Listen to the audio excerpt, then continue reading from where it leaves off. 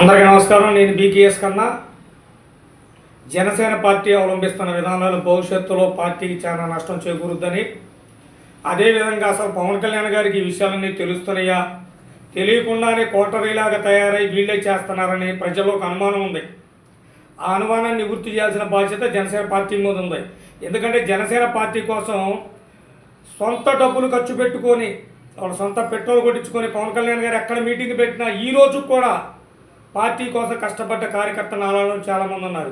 పార్టీలో సరైన గుర్తింపు రాలేదు కాబట్టి మేము వివిధ ప్లాట్ఫామ్ ద్వారా మేము అనే భారతీయ కాపు సేన అని ఒక ఏర్పాటు చేసుకొని దాని ద్వారా పవన్ కళ్యాణ్ గారికి అండగా నాలంటి వాళ్ళు ఎంతోమంది, నేను ఒక్కడే గొప్ప అని చెప్పట్లేదు, ఎంతోమంది ఉన్నారు.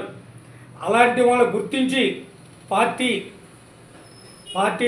అభివృద్ధి కోసం పాటుపడాలి తప్పితే ఒక నాయకుడు తన యొక్క బాధని వ్యక్తపరిస్తే అసలు అతని సోకాజు నోటీస్ అనేది ఇవ్వకోకుండా అతను సస్పెండ్ చేయటం ఏ పార్టీలో కూడా లేదు. మరి జనసేన పార్టీలో వీళ్ళు కొత్తగా తీసుకొచ్చారు.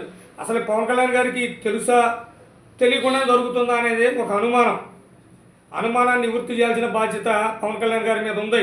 ఎందుకంటే ఆయన్ని నమ్మి ఈరోజు ఇంతమంది రాష్ట్ర ప్రజలను ఓట్లు వేశారు. తెలుగుదేశాన్ని నమ్ము, లేకపోతే బీజేపీని నమ్ము, ఇంకో నాయకులు నమ్మి ఓట్లేలా, మెజారిటీ ఓట్లు వేసింది పవన్ కళ్యాణ్ గారు నమ్మి ఈ ఎలక్షన్లో. దానికి సమాధానం చెప్పాల్సిన బాధ్యత కూడా పవన్ కళ్యాణ్ గారికే ఉంటుంది. అంతేగాని ఒక పేపర్ మీద సస్పెండ్ అనేయటం, కార్యకర్తల మనోభావాలు తెలుసుకోకపోతే మీరు ఒకటే గుర్తుపెట్టుకుంటే, ఇదే జగన్ రెడ్డి 151 సీట్లు గెలిచాడు. గెలిచి కార్యకర్తలు పట్టించుకోవాలా, ఏమైపోయాడు? 11 సీట్లలో కూర్చోబెట్టారు. కార్యకర్తలను విస్మరిస్తే ఏ పార్టీకి మనుగడ ఉండదని నేను జనసేన పార్టీ అధ్యక్షుడు శ్రీ కొనిదెల పవన్ కళ్యాణ్ గారికి చేతులు జోడించి మనవి చేస్తున్నా. జై హింద్, జై జనసేన, జై బీకేఎస్.